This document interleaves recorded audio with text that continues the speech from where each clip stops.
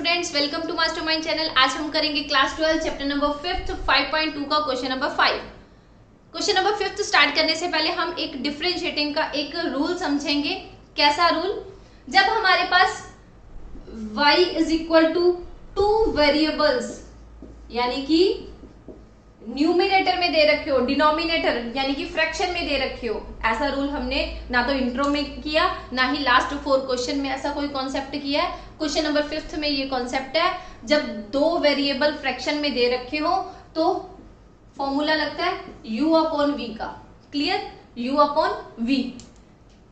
ये जरूरी है कि ऊपर भी वेरिएबल होना चाहिए और नीचे भी वेरिएबल होना चाहिए। अगर वेरिएबल है, पूरा मिला के वेरिएबल बन गया, पूरा मिला के वेरिएबल बन गया। अगर वेरिएबल है तो लगाएंगे u अपॉन v। इस u अपॉन v की टाइप का नाम है कोशेंट रूल। क्लियर? तो कोशेंट रूल लगेगा, कैसे लगेगा?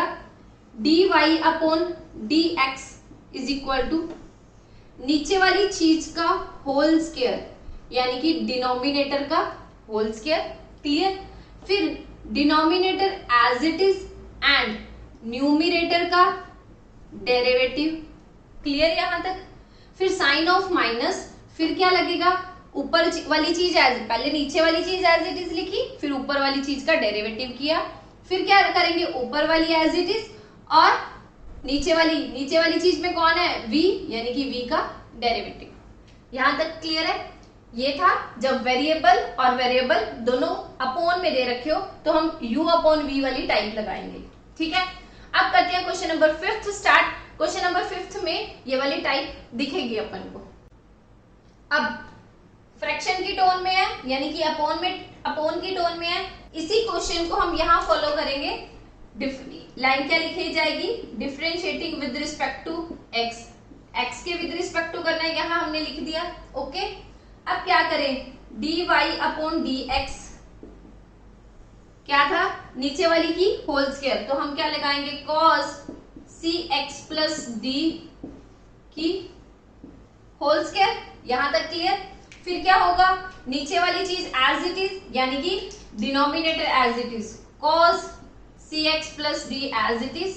फिर डेरिवेटिव ऑफ न्यूमिनेटर में कौन है? sin ax plus b upon dx। यहां तक क्लियर है? फिर किस चीज का साइन है? माइनस का साइन है हमारे पास। फॉर्मूले में माइनस होता है तो हम माइनस लगाएंगे, माइनस एज इट इज। फिर क्या था? ऊपर वाली चीज एज इट इज यानी कि sin ax plus b as it is और नीचे वाली चीज का डेरिवेटिव। नीचे कौन है? cos cx प्लस d, तो क्या लिखा जाएगा? cos cx प्लस d का डेरिवेटिव करना है। यहां तक क्लियर है? अब नीचे वाला जो डिनोमिनेटर है वो एज इट इज लिखा जाएगा cx प्लस d की होल स्क्वायर। ओके, अब ध्यान से करना, इस चीज को एज इट इज उतारना, इसका कोई डेरिवेटिव नहीं करना, हम एज इट इज उतारेंगे। cos cx plus d as it is. अब साइन वाली आइटम का हमने डेरिवेटिव करना है। हमें बहुत अच्छे से क्लियर है sin x का डेरिवेटिव कितना होता है? cos x, एंगल का दोबारा करते हैं तो कितना आता है? 1। क्लियर? अब साइन का डेरिवेटिव करोगे तो कितना आएगा? cos angle as it is. Clear? अब एंगल का दोबारा करोगे, यहाँ पे क्या है? ax है, तो ax का डेरिवेटिव कितना होता है? a, x का करोगे 1, तो यहाँ लिख सकते हैं a। अब b यहाँ सिंगल है यानी कि b as a constant deal करेंगे। अगर अकेला कांस्टेंट हो तो उसका डेरिवेटिव कितना होता है? 0। यहां तक हमें बहुत अच्छे से क्लियर है। अब साइन ऑफ माइनस लगा के इसको एज इट इज लिखेंगे क्योंकि इसका कोई डेरिवेटिव नहीं मांगा गया हमसे। अब उसका डेरिवेटिव करना है cos वाली का, ये भी बहुत अच्छे से पता है। cos x का डेरिवेटिव कितना होता है? माइनस के sin x, जो एंगल यहाँ है वो एंगल यहाँ लिखा, फिर एंगल का दोबारा डेरिवेटिव यानी कि x का डेरिवेटिव किया तो 1 आया। सेम चीज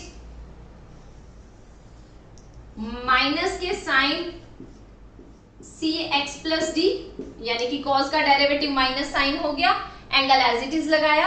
अब cx है तो c as it is x का किया 1, तो टोटल मिला के एंगल का दोबारा करने से cx प्लस यहाँ d अकेला है, कांस्टेंट है, तो क्या लगेगा? 0। यहां तक क्लियर? अब लास्ट वाला स्टेप ये बचा था हमारे पास, ये वाला। अब इसे कैसे करेंगे आराम से, ये वाली चीज एज इट इज लिखी जाएगी क्योंकि इसमें कोई अब डेरिवेटिव नहीं करना, हम एज इट इज लिख देंगे। तो क्या लिखा जाएगा, cos cx प्लस डी और cos ax प्लस बी। यहां तक क्लियर। अब इसके साथ a है, a की एंगल के साथ मल्टीप्लाई नहीं करनी, a को उठा के आगे लिख सकते हैं हम। अब क्या करेंगे, अब यहां भी माइनस है और ये सारी चीज आपस में मल्टीप्लाई है, तो यहां भी माइनस है, माइनस और माइनस दोनों मिलके क्या बनी, प्लस। तो यहां किस चीज का साइन आएगा, प्लस का। फिर क्या बना, साइन ax प्लस बी और क्या बना, साइन cx प्लस डी। और लास्ट में कौन है, सॉरी यहां x का 1 लिखा जाएगा क्योंकि देखो एंगल का दोबारा किया था, cx था तो cx का डेरिवेटिव कैसे करोगे, c as it is, x का किया 1 तो यहाँ 1 आना था, ठीक है। ओके, तो यहाँ c जो है इसकी एंगल के साथ मल्टीप्लाई नहीं करनी क्योंकि ये एंगल के साथ है और c यहाँ अकेला पड़ा है, इसे उठा के हम आगे शिफ्ट कर सकते हैं, कोई डाउट नहीं हमें। ओके, अब नीचे वाली चीज तो हमें पता ही है बहुत अच्छे से, क्या रहेगी, as it is cos cx plus d की पूरे की होल स्क्वायर है, एंगल की होल स्क्वायर नहीं है, पूरे की होल स्क्वायर है। अब यहाँ वैसे हम आंसर छोड़ सकते हैं, क्वेश्चन नॉट अराइज की कोई टीचर यहाँ आंसर गलत करेगा, बिल्कुल करेक्ट करेगा, बट अगर हमने एनसीईआरटी की बुक से आंसर मैच करना है तो उसके लिए थोड़ी सी और मेहनत करनी पड़ेगी, जो अभी हम करते हैं। अब इसकी कैलकुलेशन देखो, अब ना ध्यान से समझना इस कॉन्सेप्ट को। अगर न्यूमरेटर में 2 टर्म्स हो और नीचे सिंगल आइटम हो, यानी कि न्यूमरेटर में ये वाली पूरी आइटम सिंगल आइटम मानी जाएगी और ये वाली पूरी आइटम सेकंड आइटम मानी जाएगी, ठीक है। ऊपर 2 टर्म्स हो नीचे सिंगल टर्म हो तो ब्रेक होता है, यानी कि तोड़ के लिखना है। कैसे तोड़ के लिखना है, कॉन्सेप्ट को समझेंगे। a cos cx plus D और cos ax प्लस बी, यानी कि इस वाली चीज को इसके नीचे भी लिखेंगे, cos cx प्लस डी की होल स्क्वायर और साइन ऑफ प्लस, इसके नीचे भी ये वाली चीज आएगी तो कितना लिखा जाएगा, साइन ax प्लस बी और यहाँ साइन cx प्लस डी। नीचे क्या आएगा, ये वाली टर्म इसके नीचे भी आएगी तो कितना बना, cos cx प्लस डी की होल स्क्वायर। यहां तक क्लियर। अब देखना यहाँ 2 है, 2 है ना यहाँ, यानी कि एक से एक कैंसिल हो जाएगा तो कितना बचा, a एज इट इज, यहाँ cos ax प्लस बी और यहाँ अपोन में ये वाली आइटम है। हमने 10th के ट्रिग्नोमेट्री में ये रूल समझा हुआ है, अगर 1 अपॉन cos x हो तो वो क्या बनता होता है, secant x। ये कॉन्सेप्ट क्लियर है, 10th में समझा हुआ है हमने ट्रिग्नोमेट्री का चैप्टर में। अब यहाँ नीचे 1 अपॉन समथिंग है तो कितना बनेगा, secant के cx plus D. Okay clear. अब इसको इरेज करते हैं और उस वाले पोर्शन को टैकल करते हैं हम, प्लस अब ये वाला c एज इट इज। अब इसके साथ कुछ नहीं है ना, तो क्या लिखा जाएगा, साइन ax प्लस बी, क्योंकि एंगल किसी के साथ मैच नहीं कर रहा यानी कि कैंसल आउट नहीं हो सकते, एज इट इज लिखेंगे। फिर से ये भी एंगल मैच हो रहा है, बिल्कुल हो रहा है। अब ध्यान से, अब ये 2 टर्म्स है, मतलब 2 है उसके ऊपर, तो इसको ब्रेक कर दें, एक बार और लिख दें, cos cx प्लस डी। तोड़ सकते हैं हम ऐसे बिल्कुल तोड़ सकते हैं।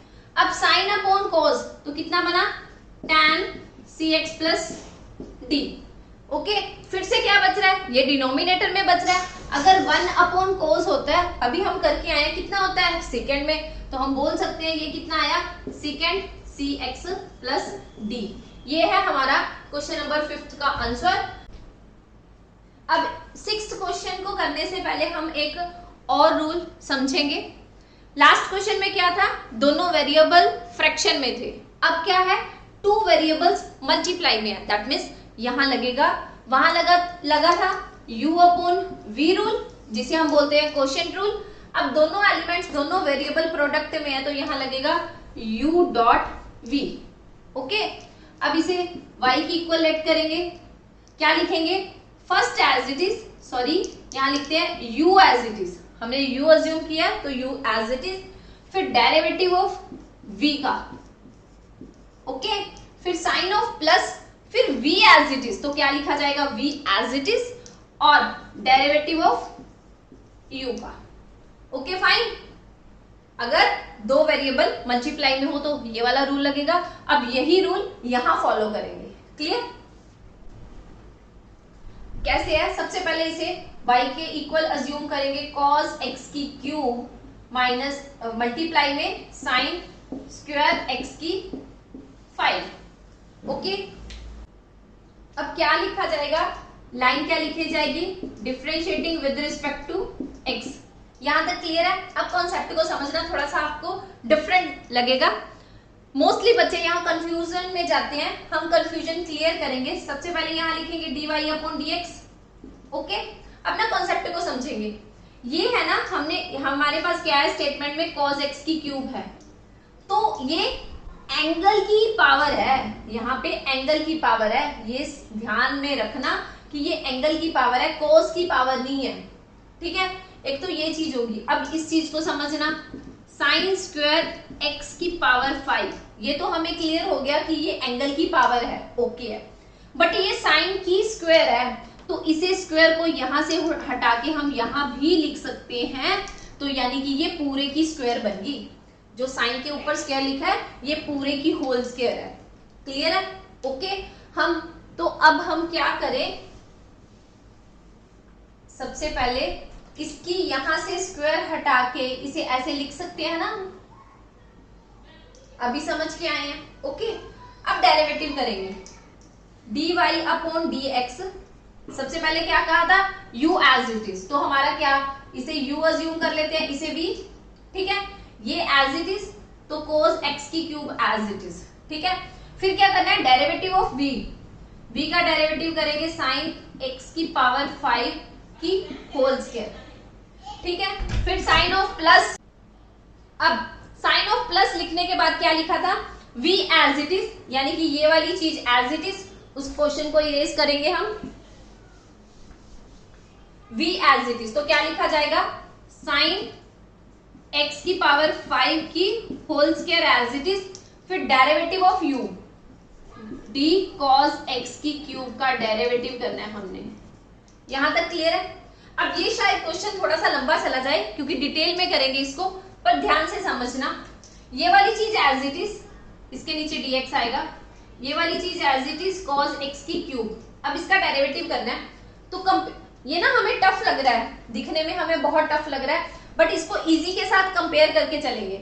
जैसे x की स्क्वायर है, यानी कि वेरिएबल की पावर कांस्टेंट है, तो क्या किया था? 2 आगे आया था, x एज इट इज, तो 2 - 1 किया था।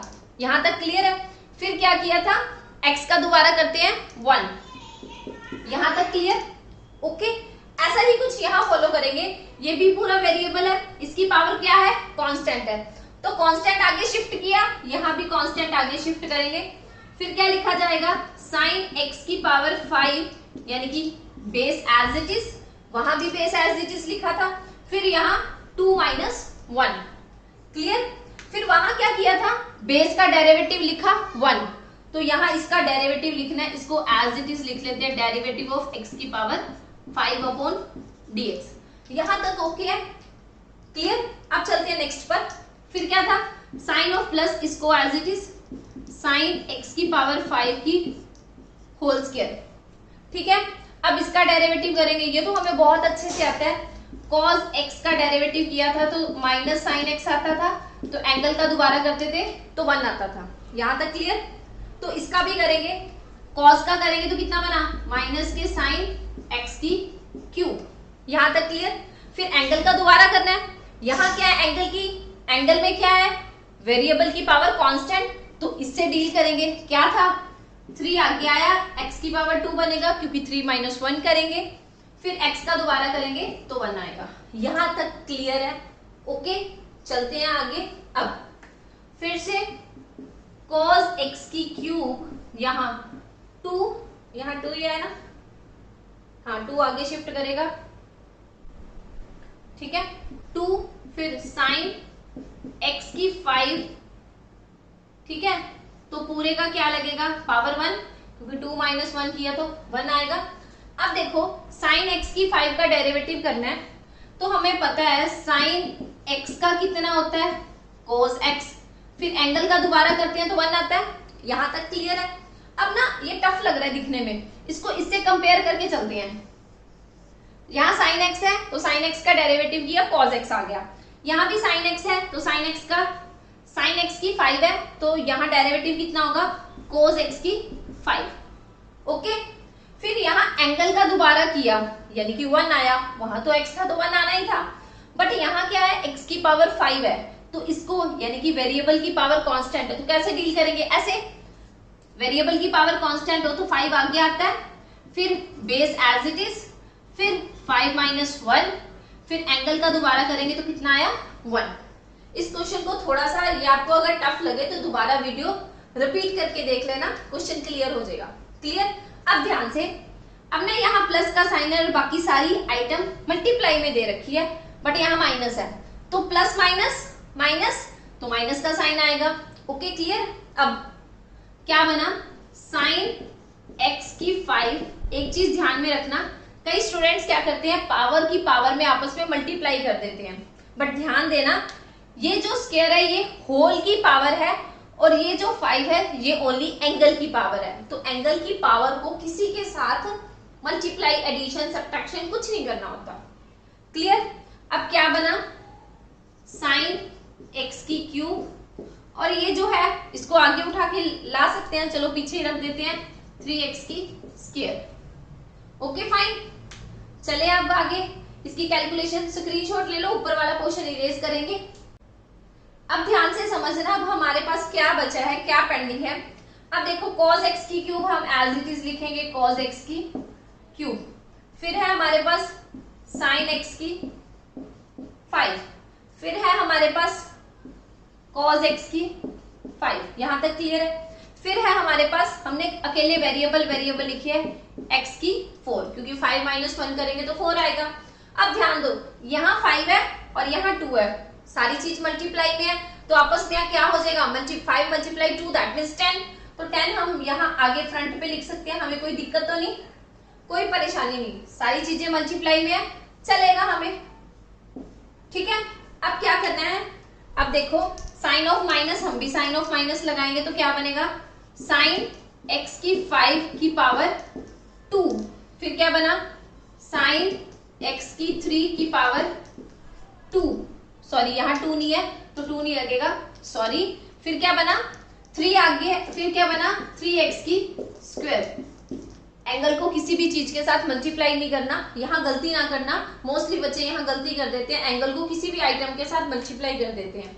तो ये है हमारा क्वेश्चन नंबर 6 का आंसर। अब है हमारे पास क्वेश्चन नंबर 7, डिफरेंशिएट करना है इस स्टेटमेंट का। सबसे पहले किसके इक्वल लेके चलेंगे, y के इक्वल लेंगे, y = 2 रूट कॉट x की स्क्वायर। इस क्वेश्चन को थोड़ा सा स्टेप बाय स्टेप चलेंगे, समझेंगे कैसे। सबसे पहले ये चीज क्लियर होनी चाहिए, जब भी किसी चीज की रूट होती है तो अगर x की स्क्वायर और रूट है तो रूट और स्क्वायर आपस में कैंसिल हो जाता है, ये चीज हमें बहुत अच्छे से पता है। बट यहाँ क्या है, यहाँ पूरे की स्क्वायर है तो कैंसिल होती है, यहाँ क्या है एंगल की स्क्वायर है तो गलती से भी ये वाली स्क्वायर और रूट आपस में कैंसिल ना करना। क्लियर, क्योंकि ये एंगल की स्क्वायर है, पूरे की होल की स्क्वायर नहीं है। यहां तक क्लियर। अब क्या करेंगे 2 एज इट इज, अब रूट को हम चेंज कर सकते हैं ना, कॉट एक्स स्क्वायर की पावर 1/2, क्योंकि रूट हमेशा 1/2 होता है, यहाँ हमें बहुत अच्छे से क्लियर है। अब ये पूरा वेरिएबल है, ये क्या है कांस्टेंट है, अगर वेरिएबल की पावर कांस्टेंट हो तो 2 आगे base as it is, power subtract 1 और एंगल का दोबारा करते हैं, ऐसा ही कुछ कॉन्सेप्ट था। अब इसे भी करेंगे dy/dx, 2 तो बाहर एज इट इज आ जाएगा, क्योंकि अगर किसी कांस्टेंट को वेरिएबल के साथ मल्टीप्लाई करेंगे तो वो कांस्टेंट एज इट इज बाहर रखा जाता है। ठीक है। अब इसका करेंगे पूरी बेस में क्या है वेरिएबल, पावर 1/2 आगे शिफ्ट की, फिर बेस एज इट इज हमने भी वहां यही किया है, फिर पावर में से 1 सब्ट्रैक्ट होगा। ठीक है, यहां भी ऐसा ही था ना, 2 में से 1 गया था। ओके, फिर क्या था डेरिवेटिव ऑफ बेस, यहाँ डेरिवेटिव ऑफ कितना लिखा जाएगा, cot x की स्क्वायर। यहां तक क्लियर है? ओके, cot x की स्क्वायर क्लियर। अब ब्रैकेट बंद करेंगे हम। हमें सबसे पहले ये चीज क्लियर होनी चाहिए, जैसे साइन कॉस का डेरिवेटिव हमने समझा ना, वैसे कॉस का कॉट का समझेंगे। क्या होता है, कॉट एक्स का डेरिवेटिव होता है माइनस कोसिकेंट स्क्वायर एक्स, फिर एंगल का दोबारा 1। ठीक है, कॉट एक्स का minus cosecant square x, angle का दोबारा। यहां भी यही प्रोसीजर करेंगे। सबसे पहले इस कॉन्सेप्ट को समझते हैं। यहां देखो 1/2 as it is, cot x square की पावर कितनी बनेगी, माइनस के 1/2 बनेगी अगर इसकी एलसीएम लेके कैलकुलेट करेंगे तो। ठीक है, फिर इसका डेरिवेटिव करना है हमने कॉट एक्स का। अभी कॉट एक्स का डेरिवेटिव लिख के आए हैं तो कितना था, माइनस के कोसिकेंट स्क्वायर एंगल। ठीक है, वहां भी एंगल लिखा था। फिर वहां क्या किया था, एंगल का दोबारा डेरिवेटिव किया था तो 1 आया था, क्योंकि वहां एंगल कितना था, x था। यहाँ एंगल कितना है, x की स्क्वायर है। तो इसको डील कैसे करेंगे, 2 आगे आ जाएगा, x as it is, power कितनी बनेगी 1, क्योंकि 2 - 1 करते हैं ना हम यहाँ।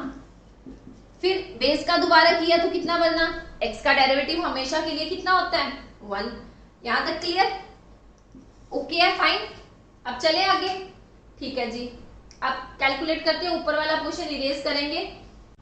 अब कैलकुलेशन कैसे करेंगे, 1/2 एज इट इज, फिर ब्रैकेट में 2 एज इट इज। अब देखो यहाँ पावर नेगेटिव में है तो नीचे आके किस में चेंज होगी, पॉजिटिव में।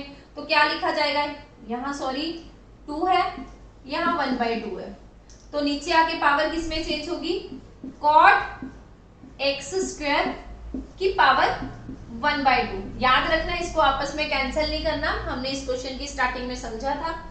फिर सारी चीज आपस में मल्टीप्लाई है, यहाँ अंदर मल्टीप्लाई में साइन माइनस का रखा हुआ है तो साइन माइनस बाहर लगा सकते हैं हम, हमें बहुत अच्छे से आता है, तो हमने साइन बाहर माइनस का लगा दिया। ओके है यहाँ तक।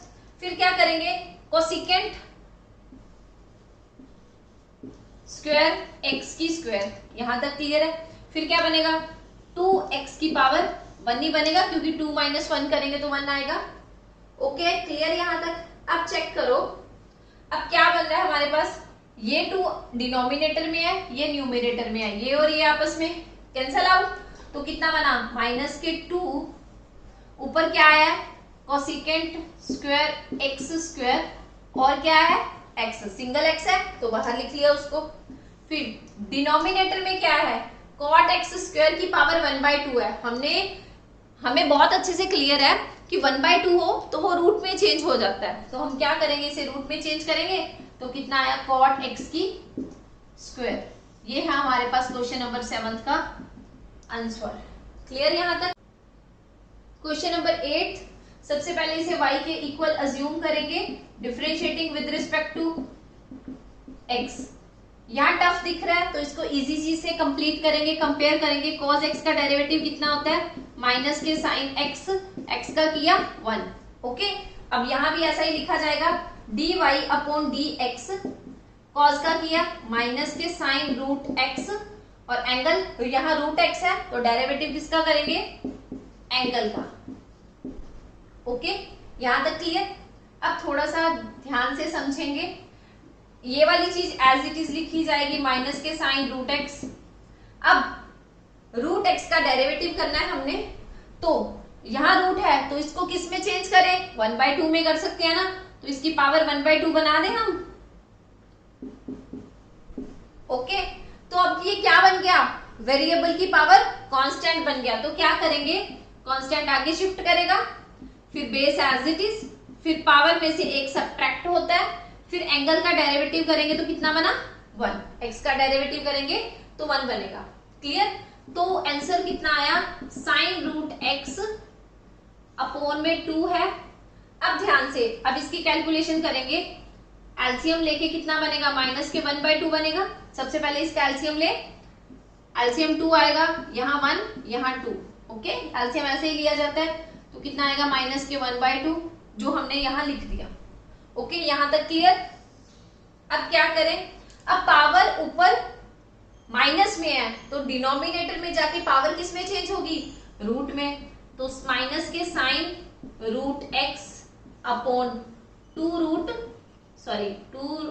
एक्स की पावर पॉजिटिव के 1/2। ओके है यहां तक क्लियर। अब ध्यान से समझो, हमें ये चीज बहुत अच्छे से पता है, अगर रूट हो 1/2 हो तो 1/2 को किस में चेंज करते हैं, रूट में चेंज करते हैं। तो हम यहाँ साइन रूट एक्स ऊपर एज इट इज, नीचे क्या लिखा जाएगा 2√x। ये है हमारा आंसर। यहां तक क्लियर। यहाँ पर कुछ बच्चे गलती करेंगे, क्या गलती करेंगे, ये वाला रूट एक्स और ये वाला रूट एक्स आपस में कैंसिल कर देंगे।